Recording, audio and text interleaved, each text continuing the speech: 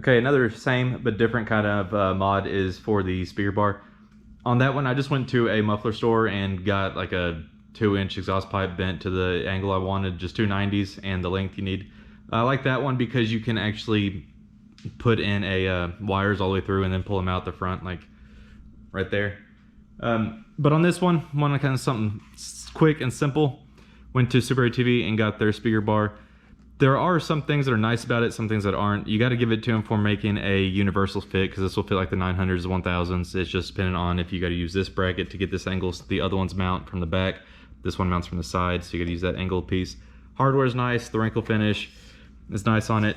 To get the length between the mid-size and the full size is you put in these little separator bars on the end, and as you crank down on it, they're going to spread apart and wedge itself. This is the difference between the mid-size and full size right there, so that's going to go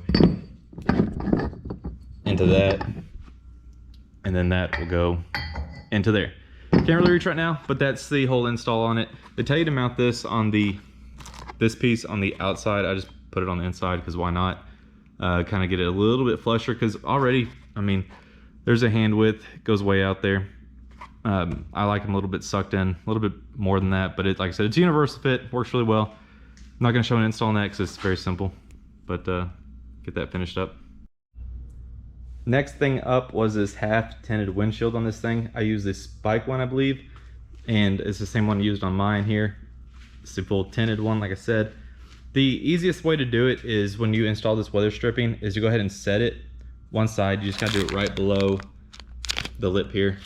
Install it on that side and just hit it with a rubber mallet. By hand's not going to seat it all the way, so just, and it's not going to fit either. This is straight the way it is, and if you can see there, it's pretty curved once you actually install it. So hit it, get it really seated all the way around, especially down here. You can see that spot. Just hit it all the way around, keep on going as you're kind of installing it by hand. Get it level, get it straight, and then install it on both sides. I mean, it's going to take some bending to get it in there, and then once it's installed, you're free and set. And let's just go ahead and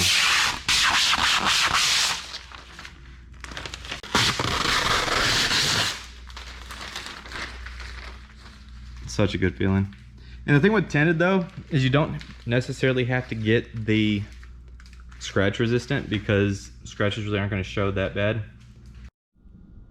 Okay, jumped over to installing these SuperATV rear arched A-arms, and right off the bat I noticed something when disassembling this is that, oh geez, you can't even see it, the inner splines on this, and you can kind of see that little piece around there. It kind of looks a little bit rusted from the dirt and mud, but inside those splines look absolutely fantastic, which I kind of thought was a little bit weird. And then I looked down and looked at the axle here, and there is a O-ring on the splines. That's something to look into, because that's obviously doing something really well. I mean, the thing was in mud, obviously, and it is brand new. I mean, granted that, but still, those splines look fantastic. So, yeah, I might look into doing that. But as far as the A-arms go, I'm going to change out all the bushings and everything and install these rear arch ones. They say that all the adjustable pieces are all set to factory specs, so we'll see when we get them on there. Okay, one side is done. It's a huge difference between stock and the rear arched A-arms there. And also that is with the 2 to 4 inch lift kit from Reeves. You just can tell by from the lift table there, it would clear it. This side, I mean, of course, it's also down lower. There's a few things though on this one you got to watch out for. We got it set on the 2-inch setting there. This bolt from SuperATV on the 4-inch setting will hit that boot. So I moved it to the 2-inch and it clears it by that much. It's not a huge difference between the two, unless you're talking about, you know, up and down. These little grommets on the brake line, it's almost like they glue them in, because right there was like a really hard spot. Do that and they'll fit into the grommets from SuperATV. That the boot is looking, you know, better days, but it should do fine. And also there's no preload on it. I mean, there's no weight on there yet, so that's good. The Reeves lift, I don't really understand that. They probably need to make a little bit better of a spacer right there. Moving on, of course, the 2021 primary puller is a little different from the 38 other ones that I have. So got to get that coming. Snorkel kit's coming. But anyways, other side is this side real quick. Finish the rear end up.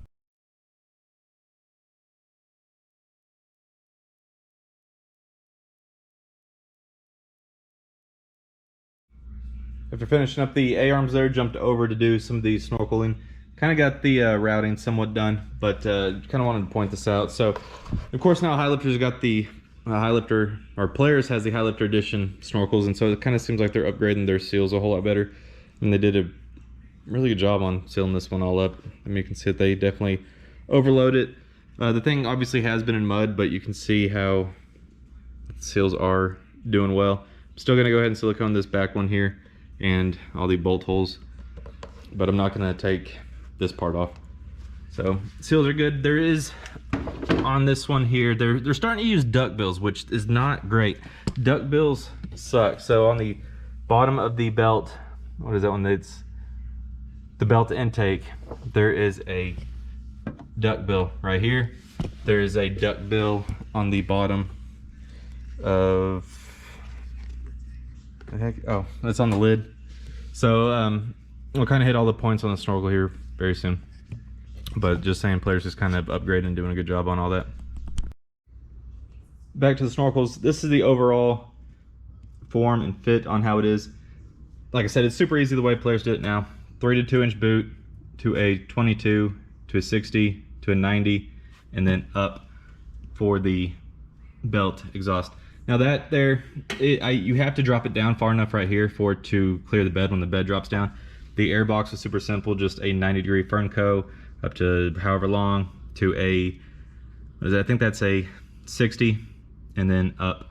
For the belt intake, I use the factory Polaris boot that wraps around and dumps out right there. That usually goes over to that side intake right there. Just use that factory boot. I think used either a 60 or a 45 through the fire bed wall, whatever you want to call it, and put a 90. You got to use one of those really tight 90s, and then just go straight up. The hole in the firewall's fat enough so the lip of that one there will slide in and out, because it's really tight right there, and the bed is going to kind of slightly hit it and hug it and push it back up. But as you can see right there, everything is tucked up as tight as it can go. You got to trim out a section of this right there and all of the bed. Still got to do a little bit. I might put like a lip of like weather stripping or so around that bed to clean up that edge, and then just bring it up however high you want to. Haven't glued those yet, that's why it's not even. But yeah, super simple compared to the other ones. It's all hard piped using factory connections. They all clamped on really well. That 3-inch just slips right over. The 2-inch here, you had to kind of heat it up just a slight, little bit, and then it will stretch over. But yeah, very easy, very removable, and that's that. Patent pending.